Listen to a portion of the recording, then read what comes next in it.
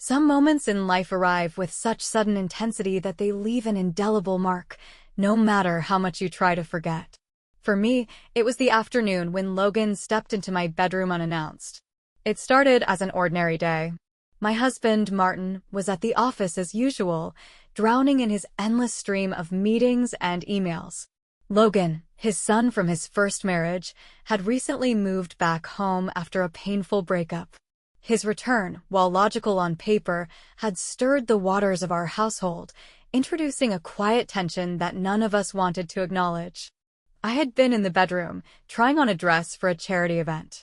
The gown no longer fit the way I remembered.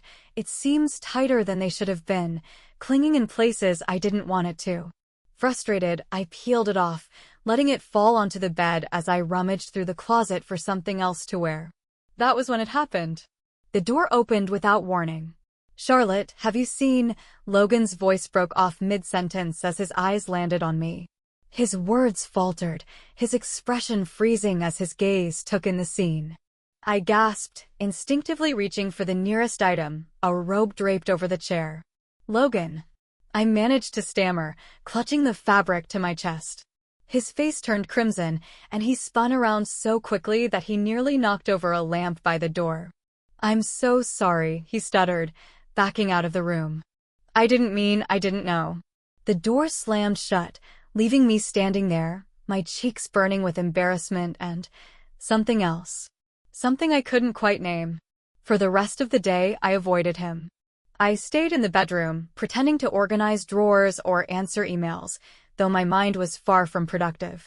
Every time the memory of his shocked face surfaced, a fresh wave of heat crept up my neck. By the time dinner rolled around, I had mostly calmed down, but the atmosphere at the table told another story. The silence between us was thick, a minefield of unspoken words neither of us dared to approach. "Did you finish those errands today?" I asked Logan, forcing a casual tone that felt too artificial to be convincing. "Yeah," he replied, barely glancing up from his plate. Martin, oblivious as always, filled the quiet with his usual monologue about work, making no effort to pick up on the unease. "I told Logan he should take some time off," he said, gesturing with his fork. "Figure out what he wants to do next." "That's a good idea," I said, though my voice came out overly cheerful. Logan finally looked up, his expression unreadable. "I appreciate it," he said flatly. "I won't stay longer than I need to." "Don't be ridiculous," Martin scoffed. "Your family." The days that followed were torturous. Logan and I avoided being alone together, as though some unspoken agreement had formed between us. But no matter how much I tried to push the incident out of my mind, it lingered. And, to my surprise, I found myself thinking about it more often than I cared to admit. One evening, I caught him glancing at me from across the living room. His gaze was fleeting, but it lingered just long enough to send a flutter through my chest. I turned away quickly, pretending not to notice, but the moment stayed with me long after he had left the room. His behavior began to shift. He started spending more time at home, joining me in the kitchen or the garden, though his presence often felt hesitant, as if he wasn't sure where he fit in. One night, I found him in the kitchen with a glass of water, leaning against the counter. "Couldn't sleep?" I asked, trying to sound casual. "Something like that," he replied, his voice quiet. For a moment, the hum of the refrigerator was the only sound between us. Then, unexpectedly, he broke the silence. "About the other day." His words trailed off as he stared at the floor. "You don't have to apologize," I said quickly, my voice softening. "I shouldn't have just walked in like that," he insisted, his shoulders tensing. "It was an accident," I said. "Let's just forget about it." But then he looked up, his eyes locking onto mine with a quiet intensity. "Is that what you want?" The question caught me off guard. My lips parted, but no words came out. "It's for the best," I said finally, though my voice wavered. He nodded, his expression a mix of acceptance and something else, something unresolved.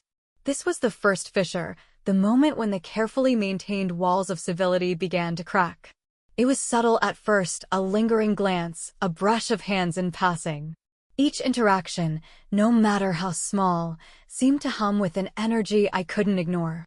One afternoon, I was in the garden pruning roses when Logan appeared beside me.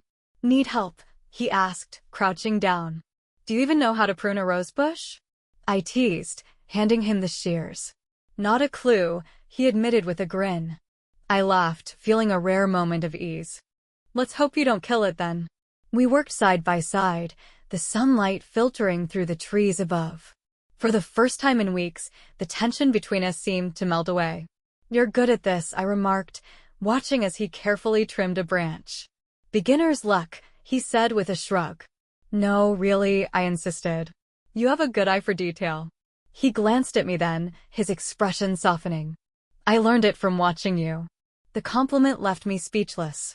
The afternoon Sierra reappeared was like a sudden storm, unexpected, chaotic, and impossible to ignore.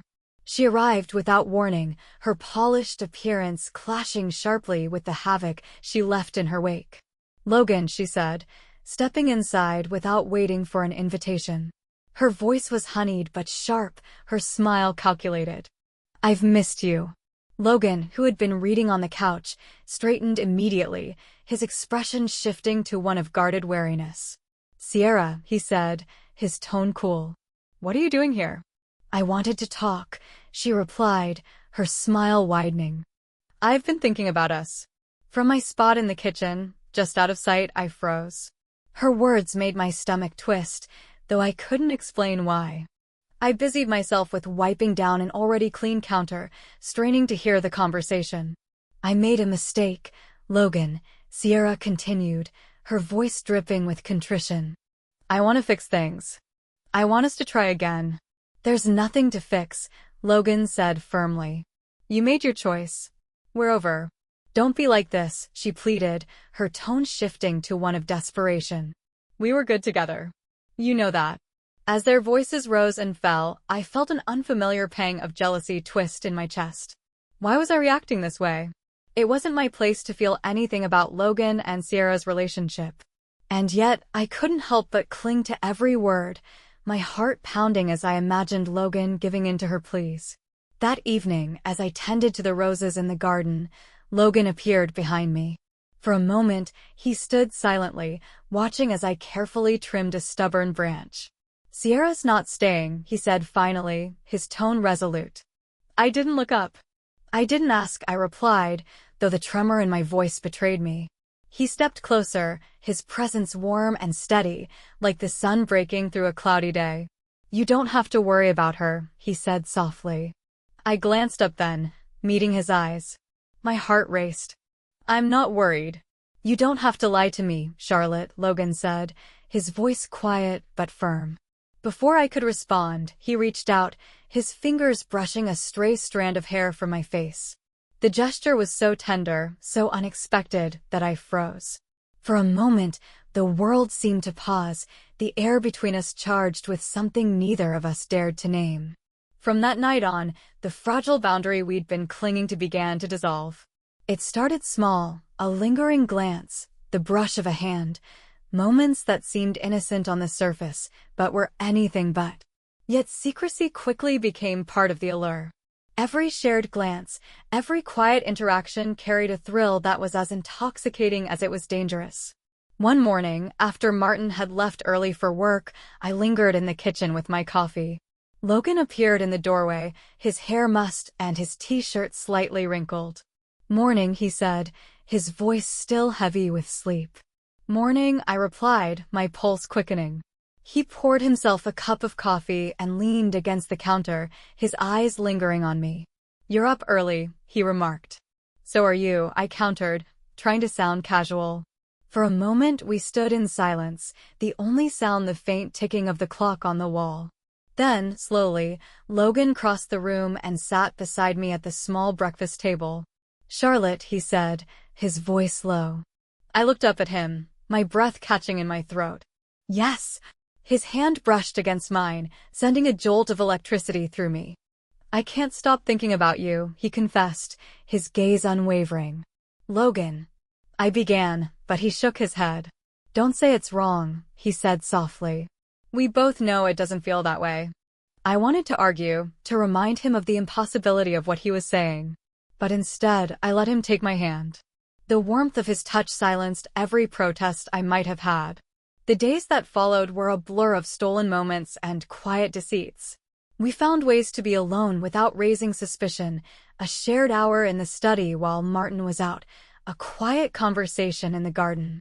Each encounter was exhilarating, but it came with the ever-present fear of discovery. Sierra, however, seemed determined to disrupt whatever fragile equilibrium we'd found. She showed up at the house one evening, her bright smile barely masking the intensity in her eyes. "I thought I'd bring dinner," she said, holding up a bag of takeout. "That's thoughtful," I said, forcing a polite smile as I stepped aside to let her in. Logan's response was cautious but courteous. "Thanks, Sierra. You didn't have to." "I wanted to," she replied, her tone light but insistent. "I've missed us."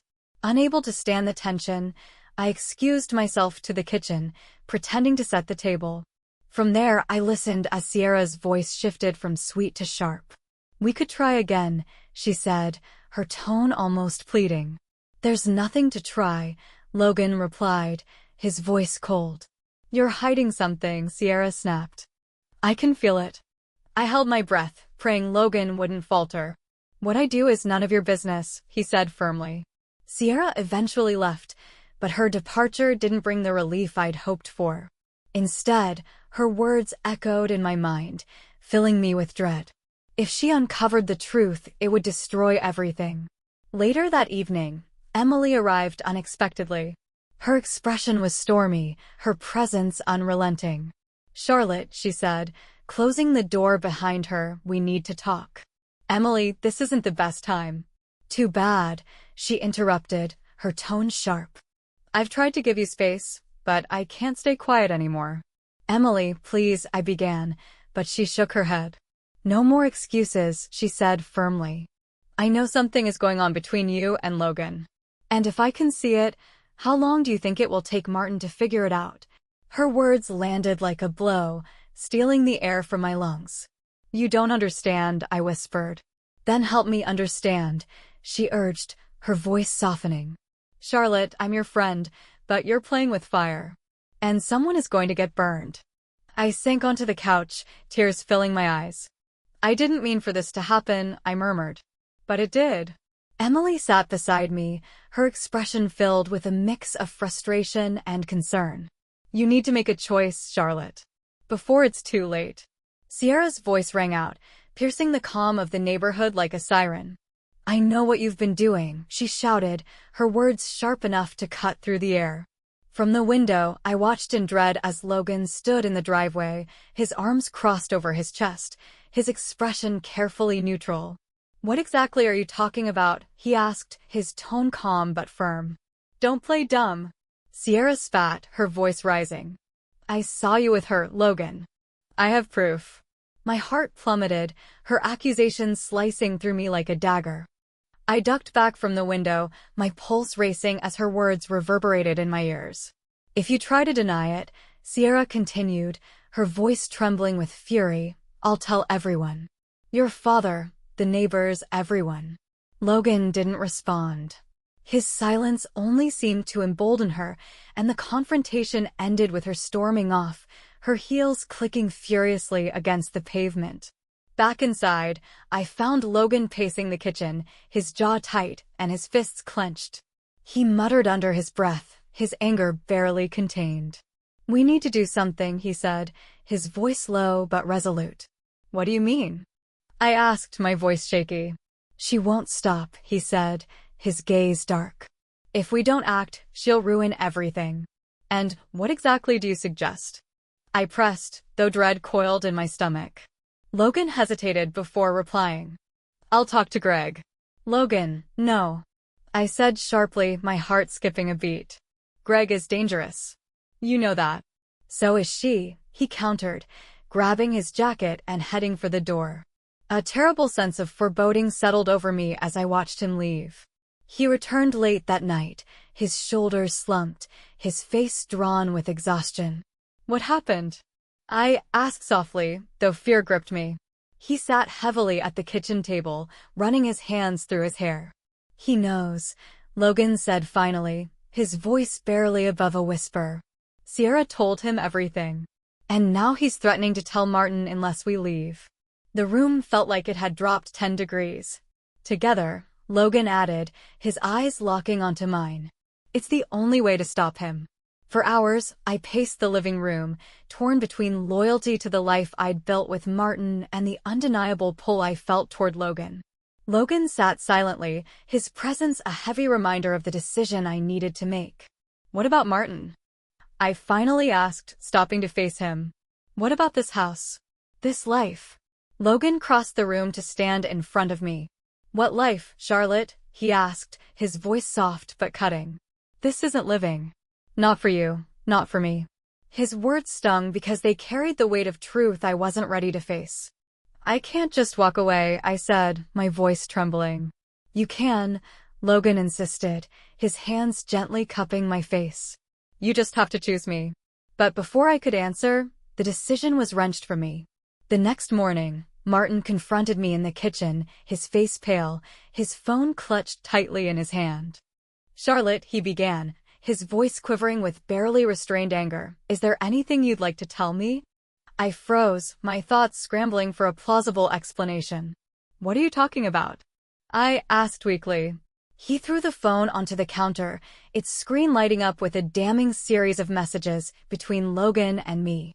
Don't lie to me, Martin roared. I saw the messages. I know what's been going on. I opened my mouth to reply, but no words came out. How long? He demanded, his voice rising. How long has this been going on, Charlotte? Tears streamed down my face as I looked away, unable to meet his eyes. Martin, How long? He shouted, slamming his fist onto the counter. Before I could answer, Logan entered the room, his expression grim but composed. This isn't just her fault, Logan said calmly. Martin turned on him, his rage now directed toward his son. Don't you dare try to defend her, he bellowed. You're supposed to be my son, and you betrayed me. I didn't mean for this to happen, Logan said, his voice steady despite the chaos erupting around him. But I love her. Love, Martin repeated, his voice dripping with incredulity. You call this love? This is selfishness, pure and simple. The argument escalated into a storm of accusations and recriminations. I tried to intervene, but my voice was drowned out by their shouting. Finally, Martin's voice cut through the noise like a knife. Get out. Both of you. Get out of my house. The weight of what we'd done hung heavily in the air as Logan and I packed our belongings. As I carried my suitcase to the car, I turned to look at the house one last time. The life I'd built within those walls felt like a distant memory, crumbling beneath the choices I'd made. Are you sure about this? I asked Logan as we slid into the car. He didn't answer immediately, his gaze fixed on the road ahead. Are you? I hesitated, the enormity of what we were doing pressing down on me like a heavy blanket. As we merged onto the freeway, my phone buzzed with a notification. Sierra had posted on social media. The caption read, "Some secrets can't be kept forever." Attached were screenshots of our messages, now laid bare for the world to see. My blood turned cold. The fallout was immediate and merciless. Friends and family distanced themselves, their judgment sharp and unforgiving. Martin filed for divorce within days, severing all ties. Logan tried to be my anchor, but the strain of our decision began to fracture even the bond we thought we had. One evening, as we sat in the modest apartment we'd rented, Logan broke the silence. "This isn't what you wanted," he said quietly. Tears welled in my eyes. "It's not what you wanted either," I replied. For a long moment we sat in silence, the weight of our choices crushing down on us. Finally, Logan stood, his shoulders heavy with resignation. "I'll always care about you," he said softly. "But we can't keep doing this." And then he left. The weeks that followed were the hardest of my life. The apartment felt oppressively empty without Logan, and the whispers of judgment from those around me were inescapable. But in the quiet, I began to rebuild, not for Martin or Logan, but for myself. I took a job at a local art supply store, surrounded by the vivid colors and blank canvases that slowly began to inspire me. One evening, I picked up a brush for the first time in years. At first, the strokes were hesitant, But as the days passed, the canvases began to fill with life and emotion. Months later, as I hosted my first gallery opening, a familiar figure appeared in the crowd. Logan. He looked older, his face lined with experiences I would never know. But his presence was steady, grounding. "You did it," he said softly, nodding to the paintings on the walls. "I had to," I replied, keeping my voice steady. "For myself." A faint smile tugged at the corners of his lips. "I'm proud of you," he said. We talked for hours, catching up on everything and nothing. When he left town the next day, it didn't hurt the way it once had. Standing in my studio, surrounded by the colors and textures of my new life, I knew the past would always be a part of me. But it wouldn't define me. For the first time in years, I felt at peace.